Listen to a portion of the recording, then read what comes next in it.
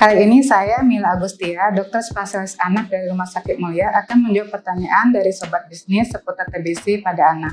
Penyakit ini tergolong salah satu silent killer karena banyak orang tua yang belum mengetahui apa dan bagaimana gejala awal dari TBC pada anak. Untuk itu, kali ini saya akan menjawab pertanyaan dari Sobat Bisnis seputar TBC pada anak.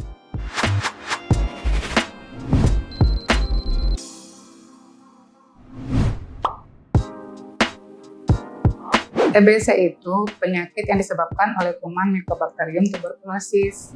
TBC bisa menyebar melalui udara, terutama bila penderita TBC aktif, batuk, bersin, atau berbicara. Selain dari faktor utama itu kontak erat dengan penderita TBC, faktor lingkungan juga sangat berpengaruh, terutama itu sirkulasi udara. Di tempat yang sirkulasi udaranya kurang lancar, kuman TBC akan lebih mudah menyebar terhadap orang-orang yang berada di lingkungan tersebut. Anak-anak yang rentan terkena TBC itu mulai dari usia di bawah 5 tahun. Yang paling tinggi insidennya mulai dari usia 0 sampai 4 tahun. Selain batuk yang tidak sembuh-sembuh lebih dari 2 minggu, adalah demam tidak sembuh-sembuh lebih dari 2 minggu. Demamnya biasanya subfebris, seringnya malam hari, juga bisa disertai keringat yang berlebihan. Kemudian anaknya kelihatan letih, lesu, dan kurang aktif bila bermain. Juga berat badannya turun dalam waktu 3 bulan berturut-turut.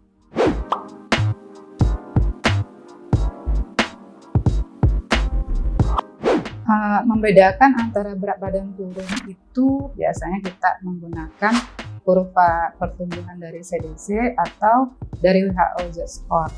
Dari situ kita bisa lihat kalau mulai ada penurunan berat badan, kita edukasi orang tuanya bagaimana pola makan yang benar dan nutrisi yang benar.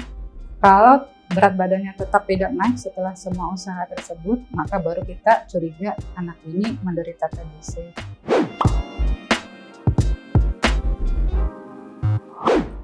Ronsen torak atau ronsen dada itu dilakukan pada anak yang kita curigai menderita TBC. Berarti dia memiliki gejala klinis TBC yang hasilnya positif. Kemudian baru kita lakukan ronsen torak beserta pemeriksaan penunjang lainnya. TBC ini juga seperti yang kita kenal tadi kan silent killer. Berarti sedangkan angka kematiannya di Indonesia itu 40 per 100.000 penduduk. TBC yang tidak ditangani itu bisa meluas ke organ tubuh yang lainnya.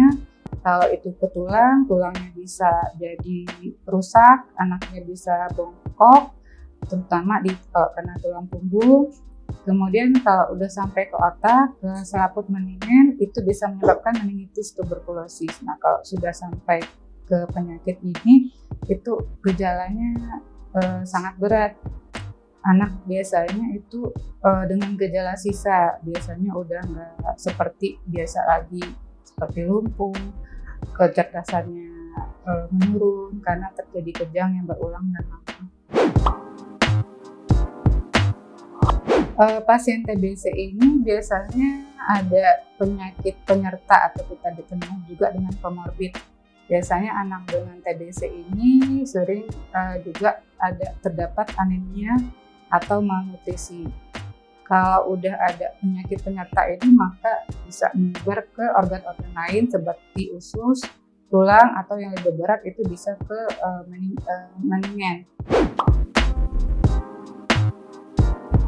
Penyakit TBC bisa disembuhkan. Syaratnya apabila kita meminum obat sesuai dosis anjuran dokter dengan lama waktu pengobatan mulai dari 6 bulan sampai 12 bulan.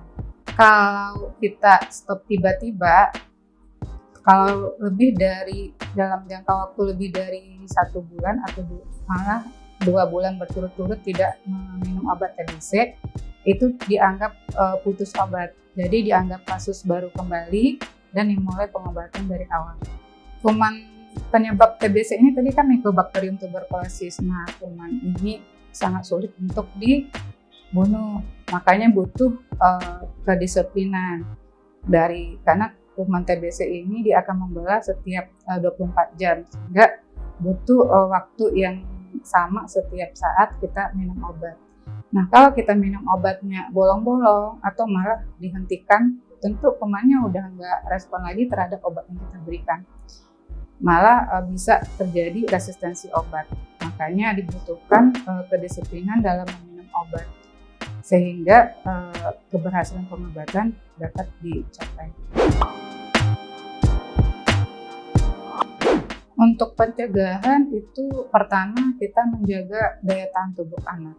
Daya tahan tubuh itu terjaga apabila nutrisinya bagus, berarti kita harus memberikan nutrisi yang cukup dan bagi si anak. Kemudian menjaga sirkulasi udara di tempat tinggal kita. Jadi rumah itu memiliki jendela dan ventilasi udara yang cukup sehingga aliran udara tidak stagnan di dalam rumah. Selain itu juga menghindari kontak erat dengan orang-orang sekitar yang kita curigai menderita penyakit paru-paru aktif. Pengaruh asap rokok menyebabkan iritasi terhadap saluran nafas, sehingga saluran nafas itu daya bariernya atau daya pertahanannya rusak, sehingga dia gampang dimasukin kuman. Jadi otomatis anak yang terpapar asap rokok secara konsisten, kontinu, itu lebih gampang terinfeksi. Dia paparan dengan perokok aktif, ketemu pula dengan penderita TB infeksius. Nah, itu udah klop jadi infeksi.